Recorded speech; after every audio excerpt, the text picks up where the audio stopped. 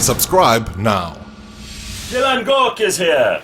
Good morning. How are you, Gilan? Nice to see you, dude. Yeah, good to see you too. More No, fun so than well, you this know, is going to be something. In the past I've done stuff on the show which has been very. It seems like psychic or supernatural abilities. Whereas with this will be the first time that I'm doing something on the show where I'm actually going to explain to you what I'm seeing. Great. And what I'm picking up. Love it. So we're using a pack of cards here. It's not a magic trick, but everyone's familiar with a pack of cards. I'm going to try and extract a piece of information from her mind purely through non-verbal.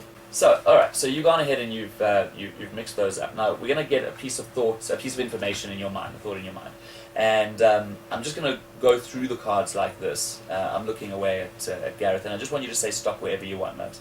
Stop. Right over there. Okay. Now you stopped at a few cards. Go ahead and put your finger on just one of them. Okay. Go ahead. Take. Now I don't even want to look. Put it completely out of sight.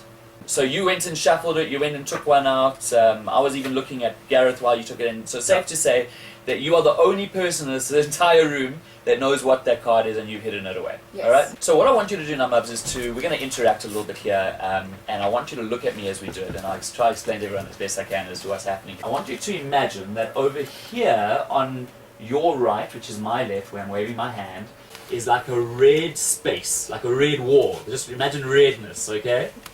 And over here on the right-hand side is like a black wall, like black space, all right?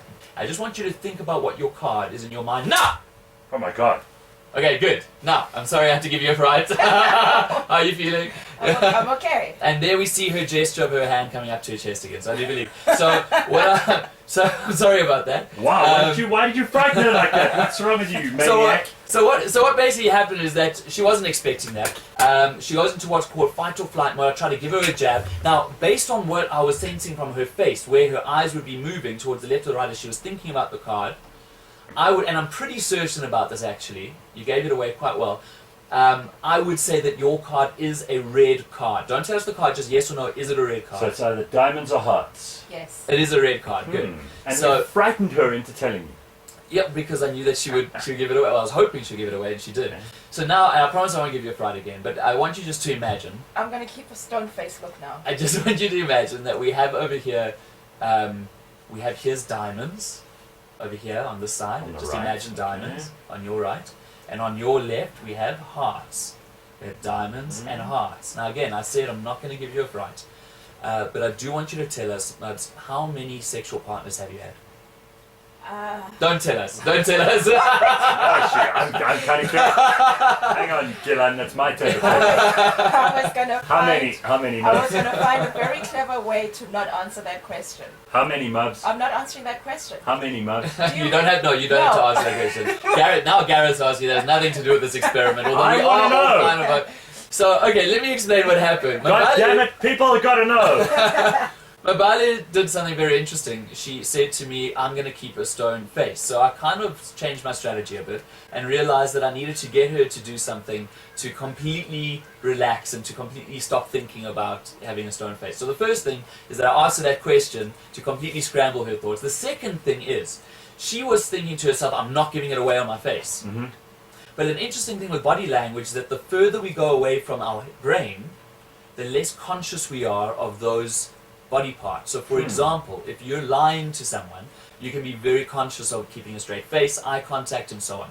You're very conscious about what you're doing with your face, but you don't realize that your foot is tapping wildly away because your foot is further away from your brain. So typically the further away we get from our brain, the less conscious we are and consciously control those So what body did her parts. foot tell you? So what I was looking at really is where her feet were pointing, where the body rocking. There were a few things I was looking at besides her face, and based on that, I'm pretty certain that it is a heart. Is that correct? Yes. Yes, it is. Excellent. And lastly, we now have from ace up to ace 2, 3, 4 up to 10, and then jack, queen, king. We're now going to do something auditory, and everyone should listen really carefully because I want you to think about whatever number or picture your card is, and then count out loud, going ace 2, 3, 4, 5, all the way up to 10, jack, queen, king. Let's see if we can pick up something in your actual. Alright, so maybe Mubs will give away something in the way she says these numbers. Okay, go Mubs. Ace 2, 3, 4, 5, 6, 7, 8, 9, 10, Jack, Queen, K. I noticed she smiled a little bit around 7.